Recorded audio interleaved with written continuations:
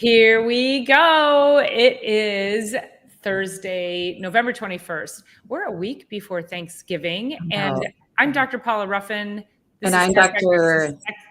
Go Here we are. Go ahead. You take Dr. Erica Peabody. And this is, Chiropractic is Sexy. And people still are asking why we call it that. And we'll go back to the original. So she made the original thumb tag. And I said, I don't know, like chiropractic talking with two hot docs. And it looked like two hot dogs. So we decided against that, and we decided to just say, not that we're not a couple of hot dogs at some point, it's like. Oh my gosh. So anyway, we are here talking health, healing, life, and living, because living a really vibrant, healthy life in a body that can adapt and adjust to our days and what we're doing with it on a regular basis. Like, what's sexier than that? And the way we kind of enter in a room when we have good energy and high energy, we're able to get to the gym and do all the things that keep us healthy. Like, there's no better way. Oh, hello, Rebel. Oh, hey, Rebel. How are you? Nice to see you. So I'm going to start. I know we're a week before Thanksgiving, and I would love to be talking about that, but I was smacked in the face this morning, figuratively, by a patient, and I just wanted to just share the story really quick. And I may choke up because I was just shocked by this. So I have this patient. I haven't seen him since earlier this year, February, I think. And I can see that he's coming in today on the schedule and that he's staying with us for a massage. But the only thing on my paperwork that I can see on my side is the first initial. And him and his wife's first initials are the same. It's K. So I am automatically assuming it's her coming in, because she has been super proactive about her health, although I haven't seen her in a few months, and her son, who is a teenager now. So he's had like a shoulder surgery, he had arm surgery, carpal tunnel surgery, rebuilt all of the back of his left hand, and then he had carpal tunnel. So this is all since December of last year. And I'm like, wow. And he's super physical. They have a farm, they have horses and cows, and they have buffalo. They do all this stuff, travel between here in South Dakota and here in the UP, constant and continuous. So he's telling me all of this stuff, and I get him on the table. He also has already had a lumbar spine fusion years and years and years ago. So some certain adjustments are contraindicated anyway. And he gets on the table, he gets off the table. And I said, I hope you're going to see our new therapist, Rebecca, today. Enjoy your massage. Really great to see you. Let's see you sooner than later. He's walking away and he says, did you hear about my wife? I won't share her name, but did you hear about my wife? And I said, no, she died. And I'm like, oh. So a few months ago, she was riding horses and with the kids down in Kentucky, Tennessee area, fell off the horse, landed wrong, exploded her liver. Young, early 50s. And this stuff comes up for us. And I just think about like friends that are in like medical doctors and nurses. I have nurse friends, and I just think there's such a human component inside of this. And of course, I am like just not burst into tears. I don't want to call it that, but just was like there in tears with him. Overcome.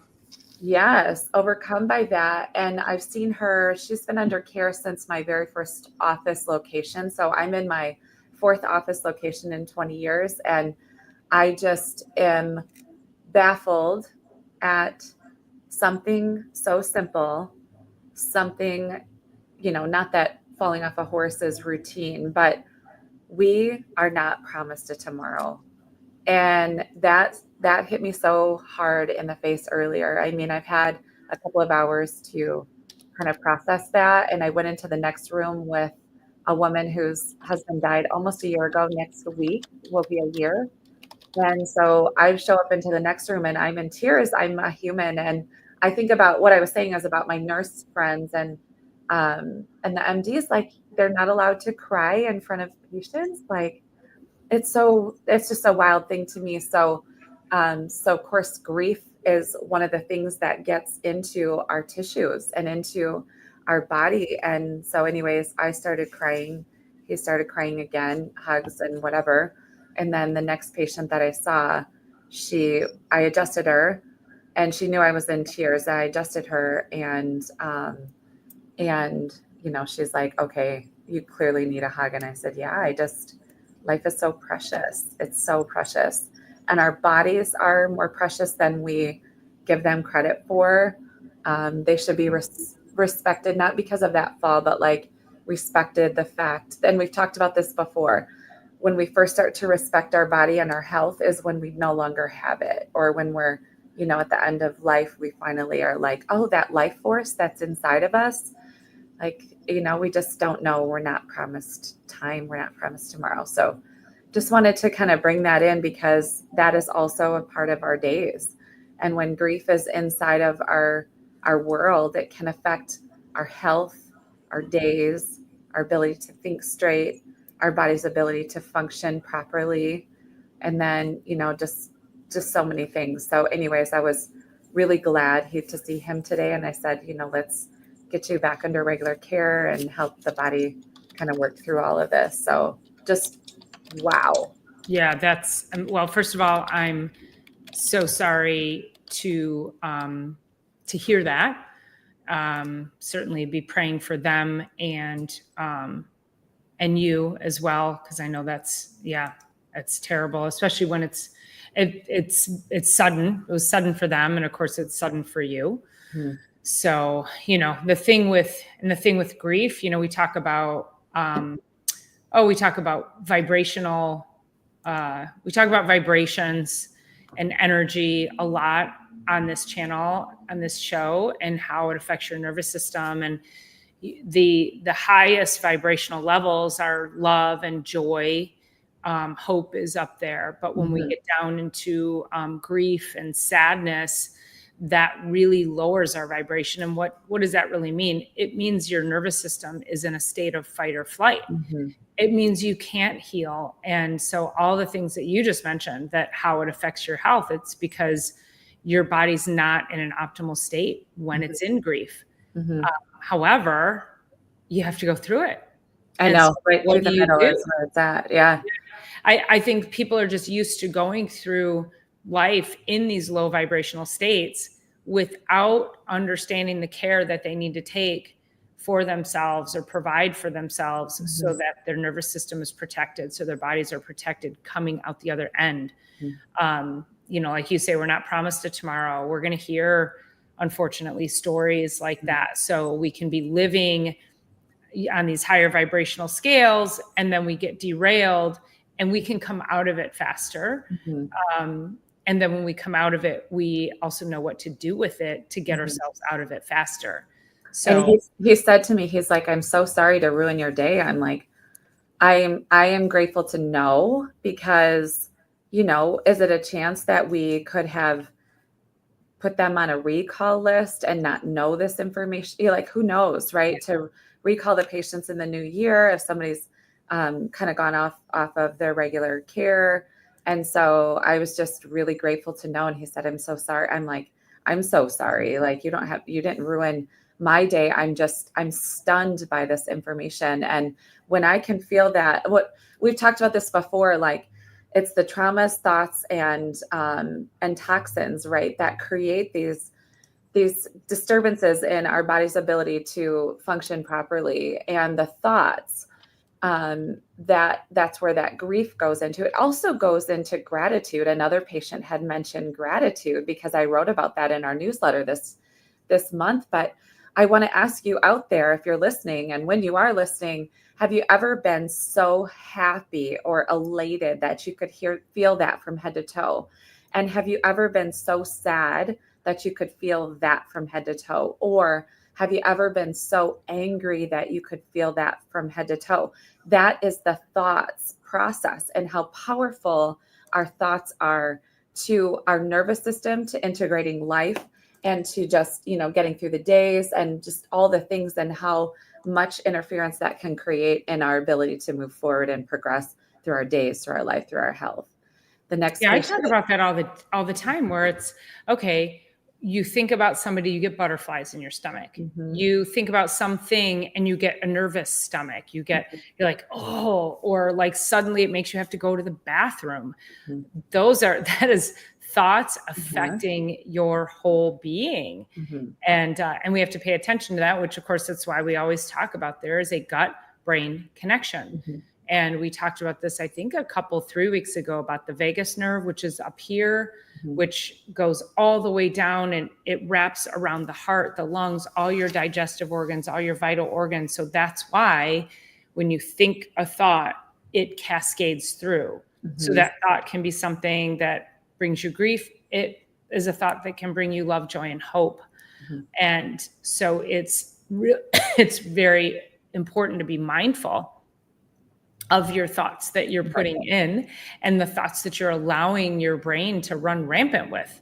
It's like, sometimes I think of, this is why I don't watch scary movies, because and you and I have talked about this, like you can start feeling like you're living a movie or something. Mm-hmm. And it's like, I don't want to think like that. I mean, there are movies that I think of that I watched when I was a teenager that, because my friends would make me watch scary movies at Halloween and I hated it. Mm-hmm. And I'm like, Last House on the Left, that was one of them.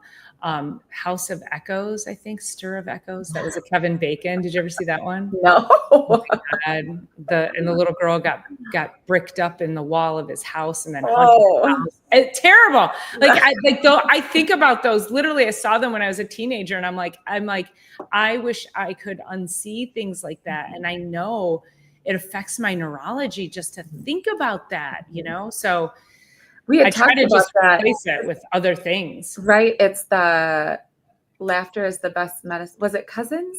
No. Stephen Cousins. Who is that again? We talked about it just a few weeks ago. Somebody Cousins.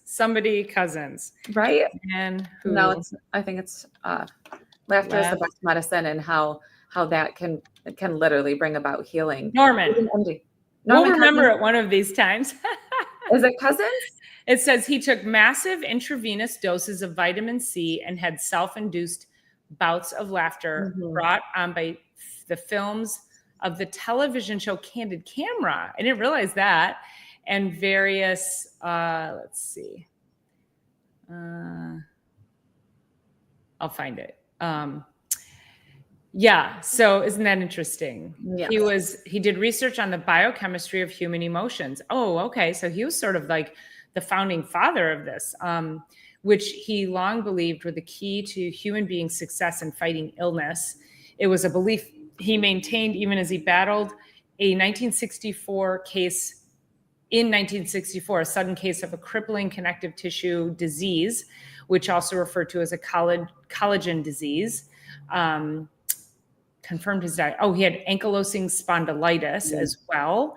He was told he had 1 in chance of 500 of recovery, and he took massive doses of intravenous vitamin C, which they did that back then. Mm-hmm. Then there was a time when you could never find IV vitamin C. Now you can find, it's not as common as we would like, but it's.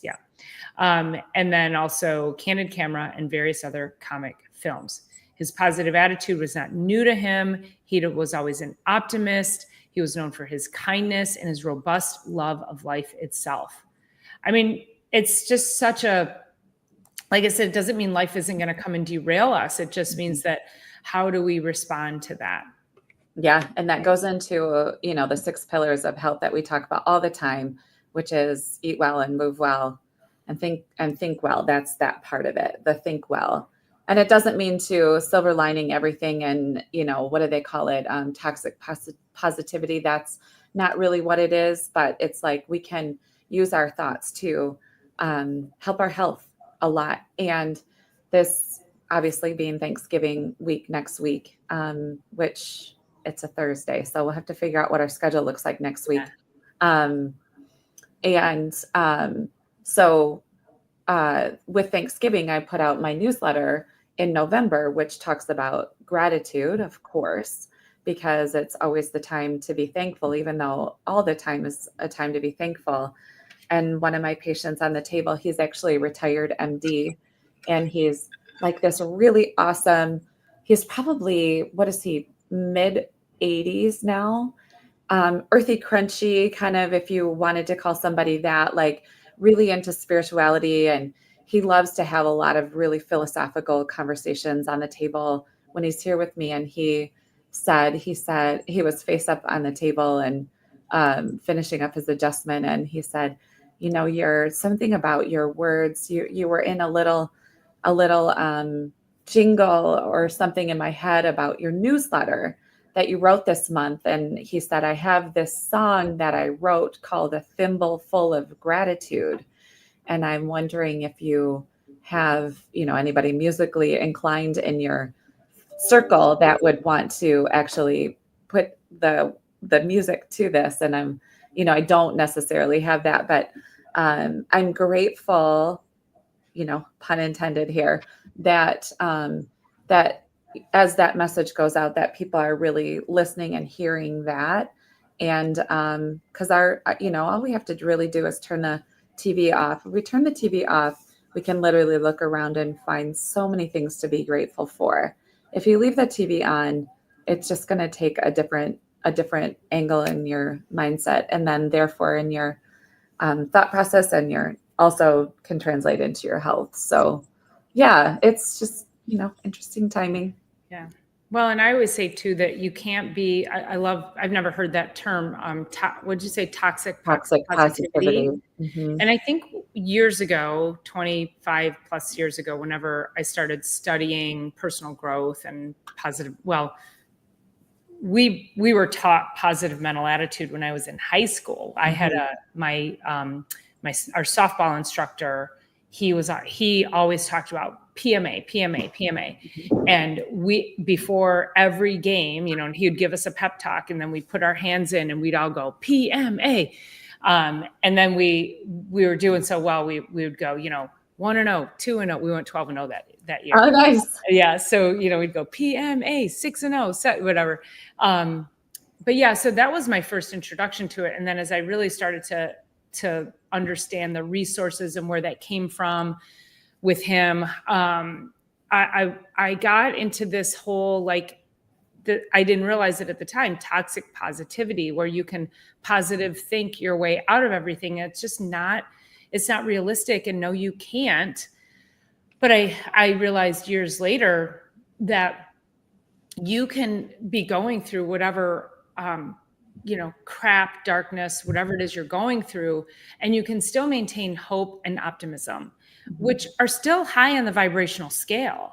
So, you can't be happy and sad at the same time, but in your sadness, you can remain hopeful and optimistic. Mm-hmm. And I think that's a much healthier way to go through it, rather than just trying to bury it and stuff it down. Mm-hmm.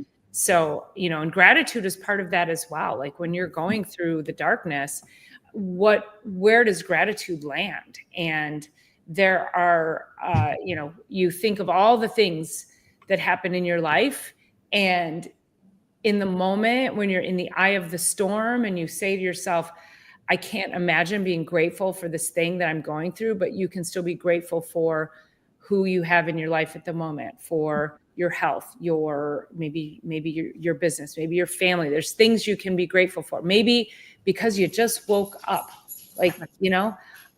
so it's where do you land on the gratitude scale? And even in the face of darkness, being able to express gratitude will still move you up through that.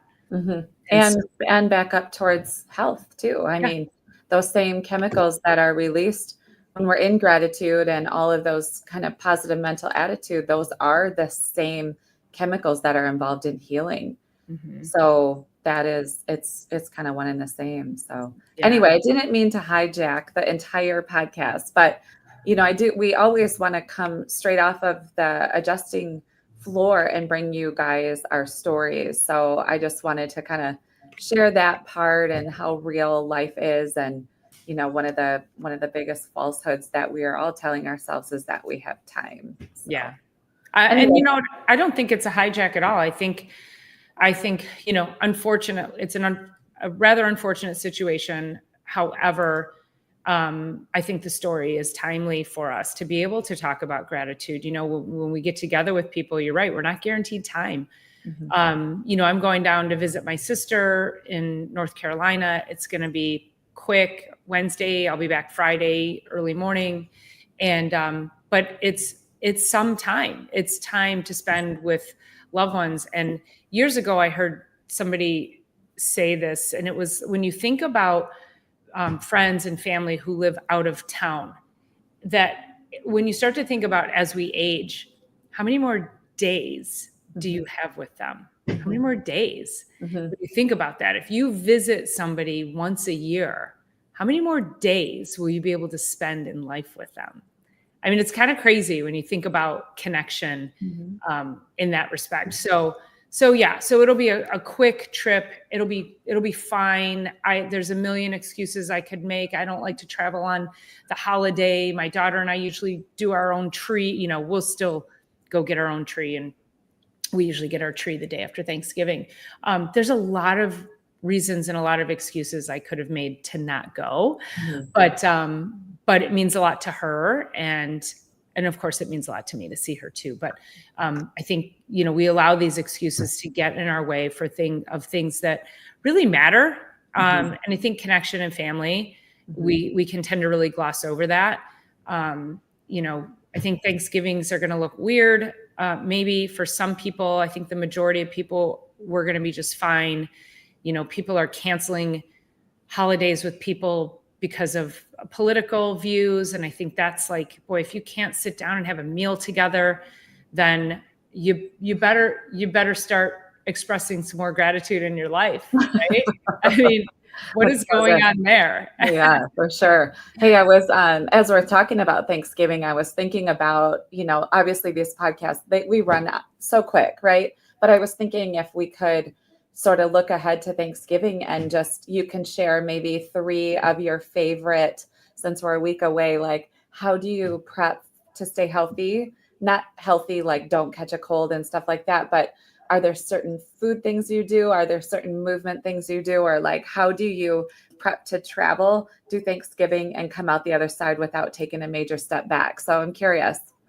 So this is all about presetting, right? So Monday will be Preset Monday. So you guys can tune in on that, 9:40 every Monday. And so it's Reset Monday, but we always preset before the holiday. But so I just tap into, I go a little bit more hyper-focused on my health. So extra water, more than I ever would drink. Really just scaling back on, and of course my diet isn't really that, probably the alcohol, because I do want a Bloody Mary at the holidays, or maybe a couple. So, maybe some bubbly or something. So I am going to have cocktails.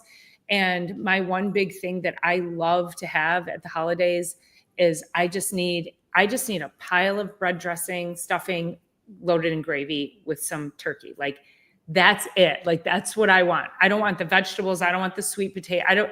I don't care if I have anything healthy on Thanksgiving, because I'm going to do all the things leading up to that, trying to get my rest, making sure I'm going to bed at a specific time, really making sure I'm exercising, tapping into my exercise. I'm a little off my schedule because I had events last weekend, and I was able to get out and take the dog for a walk, but I didn't do yoga. So these next couple of weeks have been a little rocky. So I'm really tapping into my exercise, my workouts.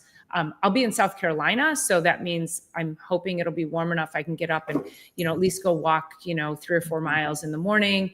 And then when I come back, it's going to be very much the same thing. So I'm not going to beat myself up for, eating anything indulgent. I'm not an overindulging person, though, to begin with. I don't need to have all the pies and the cakes. If there's a chocolate pie, I'll take 1 bite. And if there's a pecan pie, I'll take 1 bite. Don't need the pumpkin. So that's kind of how I do it. I do things in small bits. For me, indulgent is like 1 bite of pie, right? So, yeah. So what do you do? So first thing is that, and I think we kind of take it for granted, but we both always get adjusted every week. So that will definitely take precedence over the week leading into Thanksgiving, not only for physical, but also mental, emotional, chemical, all the things. And then one thing I really like to stick with is that when our bellies get more than 3/4 of the way full, it starts to produce stress hormones. So I don't like that super duper full gluttonous feeling anyway. And so I first of all, fill my plate with greens and then go for the protein after that rather than all the rest of the stuff. So definitely do that. Increase water, and movement is a non-negotiable every single day. What are you laughing for the at? bread dressing. What's that? Yeah. So yeah. So definitely do that. And then I usually obviously we're going to have a cocktail, right? And so if there was going to be a cocktail, maybe this weekend, maybe I'll skip on that just to make sure. Because I mean, to be honest, and you guys know this, after you've been on this podcast with us for a little over a year now, my body isn't as resilient. I do tend to kind of, I don't want to say catch things, but it's not as resilient as it used to be. So I am even more conscientious about that.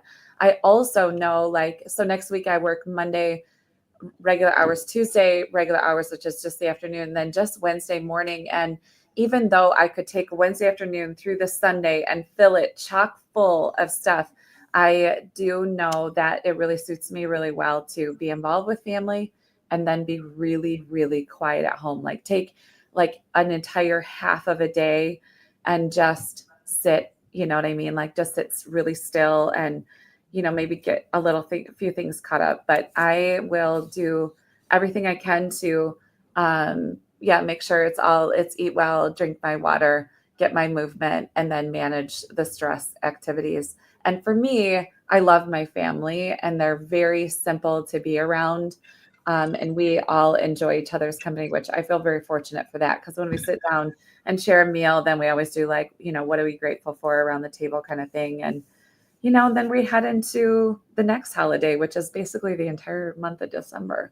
So I not only take what I'm doing next week, which is the adjustment, movement, water, and proper food and all that, but I get very, very diligent through this next month because things can go really haywire. So it'd be great if you guys all, as you're listening to this, just kind of look ahead and not only make a plan for success for this holiday, but also the entire holiday season, because it's long and arduous and fun and lots of things to do. And it can land us in the new year not feeling so great, not feeling so hot, and not being able to really work with our immune system like it should. So get in for your adjustments for sure. We're here, through, like I said, next week and then all the way into Christmas. And then we take that week off. So yes, if you're listening, get your booty in here. Get in here.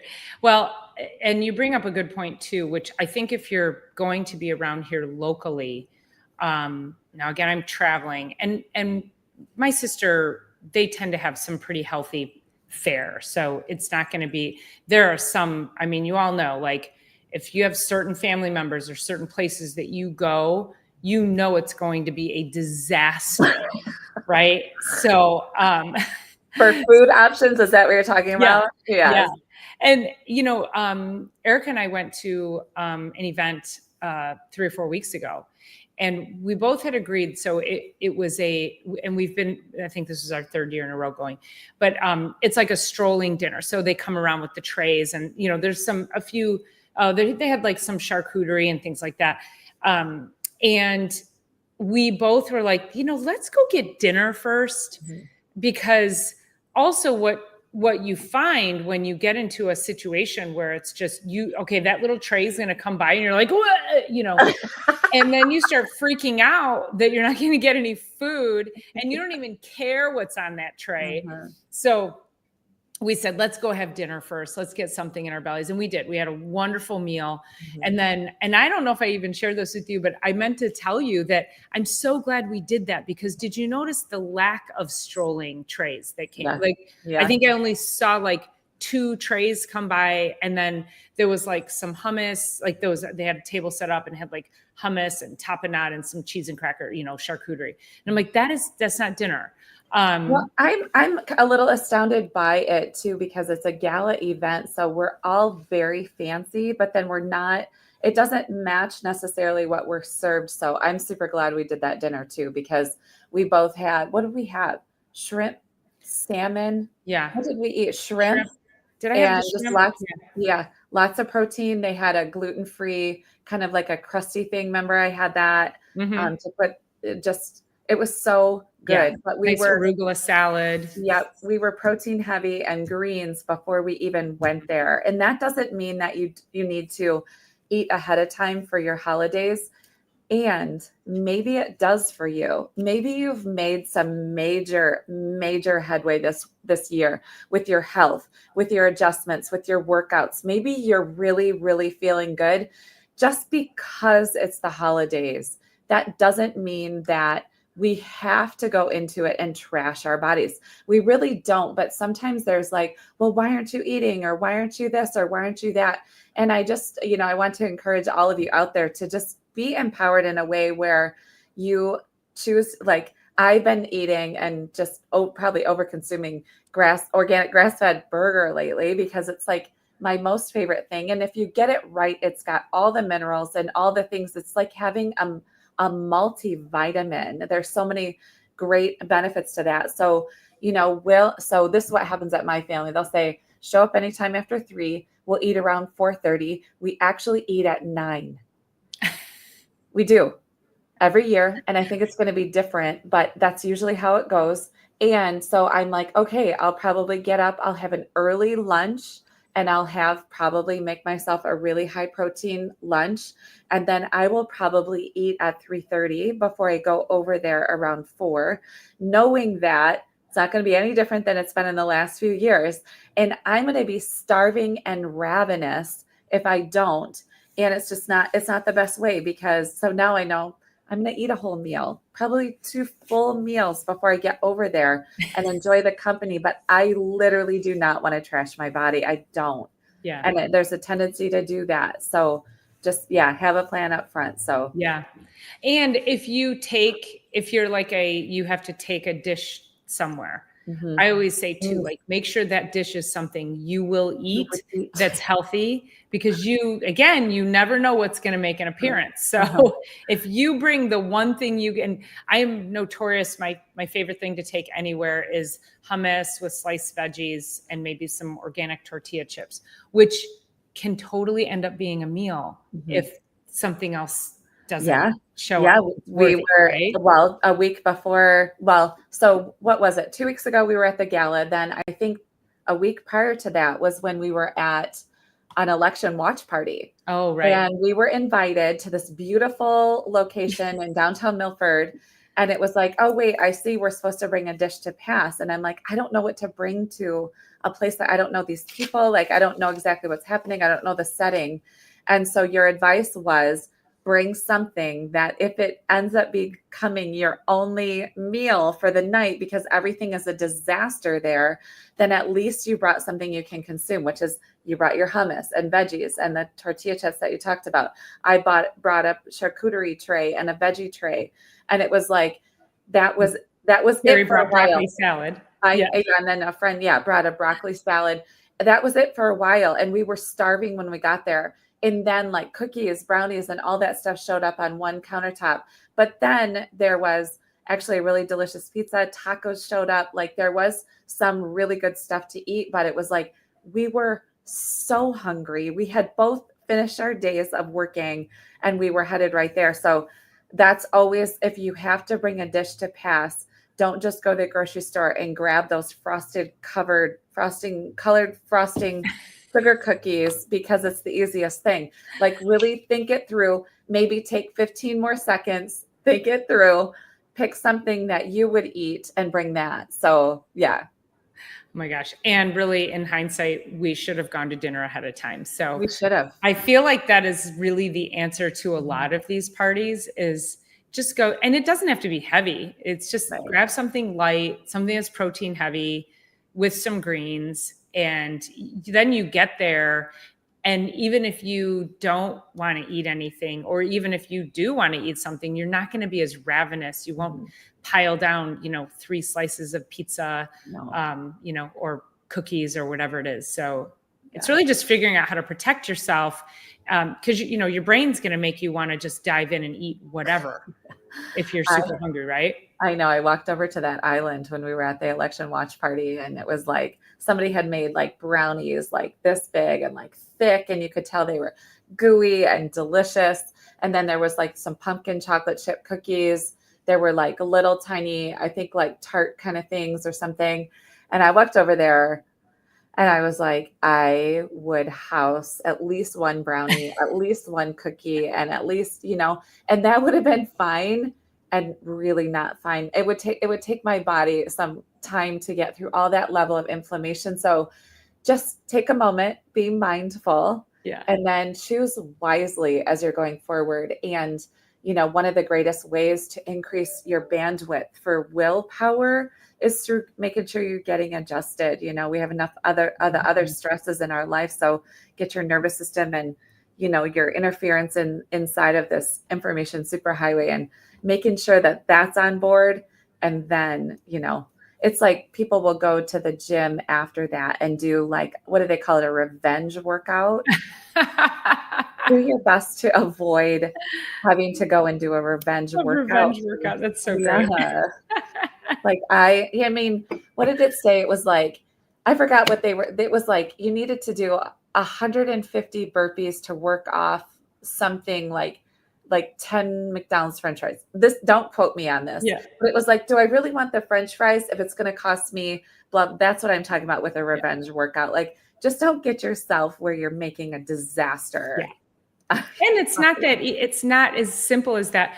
The metabolic insult that you put upon your system with sugar and the oils and the crap, it's like, you could go burn off the calories, but you're not going to reverse the metabolic damage that you're putting inside your body. So you have to think about that as, how am I metabolically affecting myself? And I'm not much enticed by sweets, but I'll go to, when we went to the gala and they had those really beautiful looking cupcakes, and I brought one over and I said, let's see if it's worthy of the calories. Because I'm not opposed to having like a really good dessert if I think it's worthy. And I literally took my fork and it was just the slightest bit, just enough to put on my tongue so I could get the flavors, I could get the texture. It wasn't even a full bite. And you were like, you're ready with your fork and you're like, is it worth it? And I go, don't do it. No, it was dry. It was nasty. It didn't, I don't know what oils were used in there, but it didn't. And and the texture was like it was made at least 2.5 weeks ago. It was the way it was decorated was so beautiful. But then also you remember, so if you took a softball like this and you cut it in half, so let's just say you'd literally cut a softball, like a high school softball in half. They had gluten-free cookies that size. Yeah. And I stuffed Paula's purse with them because they were so good. It was almost like a monster cookie. So it was I don't know, peanut, butterscotch chips and something, chocolate chips and maybe peanut butter or something. And they were gluten-free. So it's very hard to come by a cookie that looks that good and tastes that good that's gluten-free. And so, we definitely. Don't be upset, but I threw them away yesterday. I was like, what are these? I know. Yeah. They never get eaten. They look really good. And it's fun to think, oh, I'll eat this with coffee or something. No, I just don't. I'm like, but I did take one bite and it was delicious. And I ate a whole one for sure. Oh yeah, for sure. It was so good. Yeah. Cause it's like, okay, if that's worth it for your taste buds and we know what to do to reverse it. So let's just make sure that we don't do this all the time and that we're prepping and right. Yeah. Sure. Oh my gosh. No, I think this is good lessons, like presetting, offering that level of gratitude and, also thinking about when you go into, I think if you lead with gratitude, regardless of where you're at and what you're doing, and, everybody has stressful relatives and, you get into a little fight or flight going into it. But I think if you just really express the gratitude versus thinking about how much fight or flight you get into with being in certain people's company. Just think about just gratitude and boundaries, and you'll be fine. And because if you go in looking for a fight or with that whole negativity, guess what you're going to get? Yeah, exactly that. And we'll come back to you. So yeah, well, anything else you want to share on today's show? I think that's about it. We'll just put you back together on the other side as well. You know, some of you are traveling, and, you know, I really love, I mean, I don't know where we got to this like turkey thing in our country, for what it's worth, but and was it even related to the pilgrims? I don't know. Is it? I think it's actually pretty gnarly sort of how the holiday started. Right. And, so anyway, I'm not sure what the turkey had to do with it, but I love people's other ideas about what to have. Like, you know, this one family, they're like, it's just going to be the 4 of us. And I got some really, really nice grass-fed beef steaks that we're going to do instead. And, you know, I think one of the greatest parts about COVID, if I could say there was a great part, is that people stopped doing what they've always done just because they've always done it. Right. And so there was a big kind of like, you know, some couldn't get together with family or lost family members or what have you along those ways, and start to really question, like, you know, is this really the best use of my time? Is, you know, being on the road for a 2-hour dinner, like, you know, could they come to us? Can we, there's just, and as the holiday season, same thing. As the Christmas and New Year's holiday rolls around, it's the same kind of thing. Like, what really suits us? What really serves us? What really serves us mentally, spiritually, emotionally, physically? And let's just make choices that align with us, pun intended, and get through the holidays better, safer, faster, easier, and healthier. So get adjusted before you go and after, and you'll survive your relatives that much better, right? So we got to figure out if we're going to come on here. Dr. Eric and I will check our schedules for next week. In the past, we have come to you on Tuesday instead of Thursday when there's been some kind of a holiday. Mm-hmm. So we will make sure we get an announcement out ahead of time so you guys know if we can be joining you on Tuesday instead. But we definitely will not see you next Thursday. You might see us on Tuesday. So anything else we want to share? Are we good? I think that's it. Watch for us going forward. We're headed into the new year in a powerful way, and we're excited. And there's just, I mean, this is just the tip of the iceberg. So. I know. I'm so excited. So yeah. All right, you guys. Thanks so much for being here. Appreciate your comments. Have a happy and healthy Thanksgiving. And remember, gratitude, gratitude, gratitude. We'll see you guys soon. Love you guys. Bye.